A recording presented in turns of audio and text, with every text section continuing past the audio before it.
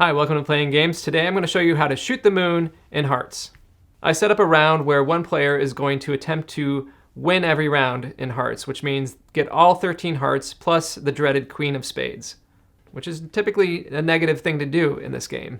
But if you win all 26 points, all 13 hearts and the 13 points from the queen of spades, you have 26 points, you've shot the moon, and you don't score any of those points, but you give 26 points to all 3 other players. It's somewhat of a risky move if you are new to the game. It can even be risky if you're seasoned, because if you fail to shoot the moon, you could lose a lot of points in one round. Keep an eye on the player to my right. He's the one who's going to try to shoot the moon. So I'll put the 2 of clubs. Now, in hearts, you must follow suit if you can. So every player who has a club in their hands has to play the clubs cards here. You can't try to offload a heart to make me win a heart unless you have no clubs. If you don't have the suit thrown, such as clubs, you can throw any suit. So I throw my 2 down. This player will play an 8. So they're currently in the lead of this. They win this. The next player plays a 10. Now they're in the lead. They're a higher card in the lead suit. And finally, the last player will play king. It's a good strategy in these early rounds to get rid of your higher cards so you don't win more contentious tricks later. So this player will get to lead now. So they lead with a spades card. It's generally good to force other players to have to play their spades early on too, because I don't know whether or not this player or this player has the queen of spades. So if I throw a king, the queen is lower. That would mean I have the higher card. I'm going to win the queen of spades. I'm going to hold back on my king of spades here. I'll win it right now with a 9 of spades. The next player will throw a 6, so I'm still winning this. And the 4th player will play a 10, so they take that trick. No points have been awarded here, which is good for everybody. That would only happen if there was a heart played or the queen of spades played. Now, why hasn't a heart been played yet, you might ask? Well, hearts cannot be played in the beginning of the game at all. They can only be played when hearts are broken. And to break a heart means a card is played and you don't have that suit. So if they led with spades, I had no spades, I could choose to throw a card from any suit, including the heart suit. That would break the hearts, and then players could lead with heart cards, but not until then. You can only lead with a hearts card after a heart has been broken. So since this player won the last trick, they get to go first. They're gonna play a 5 of spades. The next player plays a spades. They have to follow suit. They have an 8 of spades. Now I'm in a tricky position here because I have a 3 of spades and a king of spades. I could risk it and hope that this player doesn't have the queen of spades, but I don't know that. So I'm going to keep it low at a 3 of spades. I mean, I have a 1 in 3 chance of it not being the queen, but it's just not worth the risk. And so the 4th player will play. They play a 4. So the high spade here goes to the 2nd player, so they get to lead.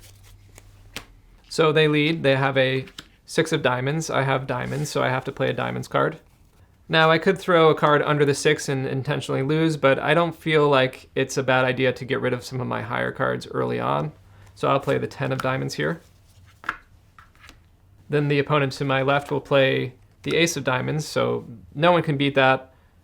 It's the highest card in the lead suit. They'll throw a jack in, so they win that. Good idea on their part to get rid of that ace. So since they won, they get to go first. They reveal a 6 of clubs, so now we have to follow suit in clubs if we have it. Next player, 5 of clubs, 6 is still winning. Next player, 3 of clubs, they're still winning. I have only 1 club card left, it's a 4 of clubs. So I'll play that and I will lose that. So since this player won again, they get to lead again. They lead with an 8 of diamonds. The next player throws a 9 of diamonds, so they're leading. The 3rd player puts down a 7 of diamonds. They're not winning. It's this player still. I still have 2 diamonds cards, so I must play one of them. I'll play, doesn't matter, I'll play the 5. This player led that with the high card, so they win, and they get to go again.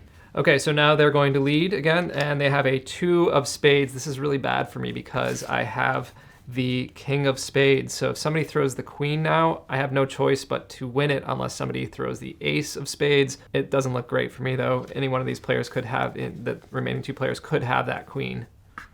The next player plays an ace of hearts. Okay, that's interesting because that means they're out of spades. Just like I'm out of a suit, now they're out of the spade suit. So if you play a spades, they're gonna throw something and it could ruin you. So keep an eye on this player now. You know they have no spades. Also, ace of hearts is the highest hearts card, so that means they're getting rid of that card so they're not stuck with it later. All right, so does this player have a queen of spades? Let's find out. Oh, no, they have the ace of spades. So that's great news for me. I can take my king of spades and put it down here.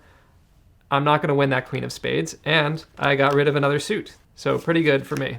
And this player, since they had that, they get all 4 of these cards, including the ace of hearts, which is worth a point. So they're already down a point. I should also mention this player broke hearts, right? They ran out of suits and they were able to play a heart. That means hearts can be led with, and they probably will be led with. Typically, they're led by a low hearts card here to try to get rid of your card and have somebody else win it. So let's see what happens. All right, this player does play a heart. It's a high heart, though. It's a jack of hearts.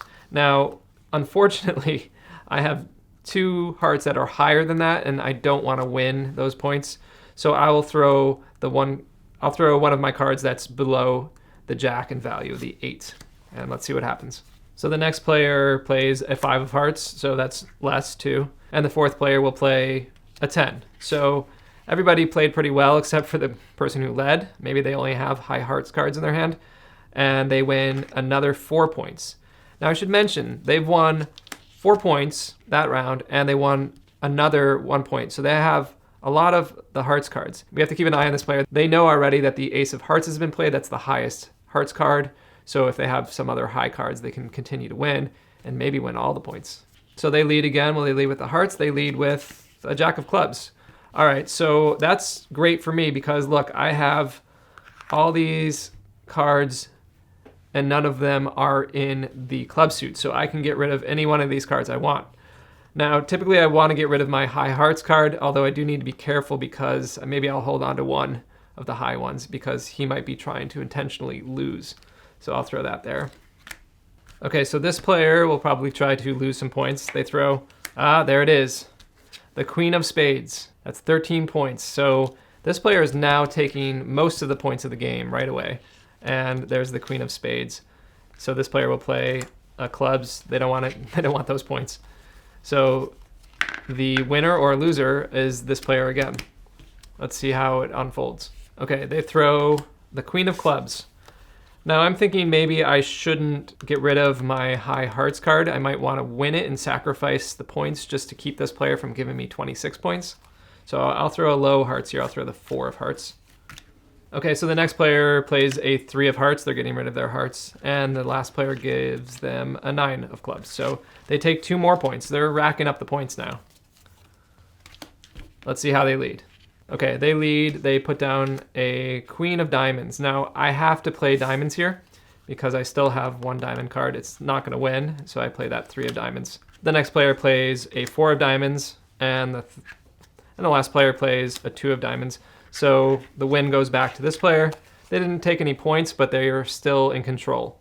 All right, they're going to play a king of diamonds. Okay, well, I only have these 2 cards left. We're getting to the end. I still want to try to win the hearts here. So I'm going to throw that lower card. So this player is going to play the 9, and this player will play the 6. Okay, they take more points. I think they're going to get all 26 points. They play an ace of clubs. I can't beat an ace of clubs because I don't have a club suit that's the highest of the club suit. Well played on their part. And we all throw in our last cards. They take them all. So they just shot the moon. They got all 13 hearts plus the queen of spades. They get 26 points, and they shovel them all to myself and the other 2 players they were playing against.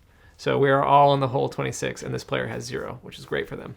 One important tell for a person trying to shoot the moon, they're going to try to control the table from the very beginning, meaning they're going to always lead with high cards that no one else can beat.